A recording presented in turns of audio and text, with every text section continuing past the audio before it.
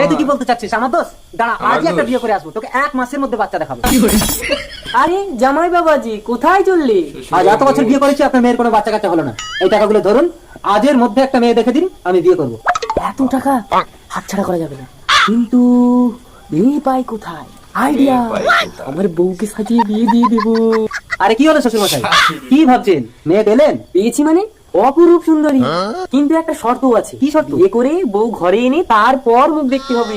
তার মানে চোখ বন্ধ করে বিয়ে করতে হবে? চলেন বড় বউ, চোখ বন্ধ করে বউ এনেছি, তাড়াতাড়ি বেরিয়ে এসো, হাতে টাইম কম, 1 মাসের মধ্যে বাবা হবো।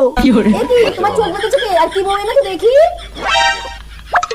মা তুমি কি করবো মা, তোর বাপের কথা ফেলতে পারলাম না। সারা বেটা, তুই 1 মাসের মধ্যে বাবা হবি না? তোর সাউরি অলরেডি 9 মাসের। জীবনে আর বিয়ে করবো না। সারা বেটা, যা পাইছিস ওতেই সন্তুষ্ট হ। এই চলো।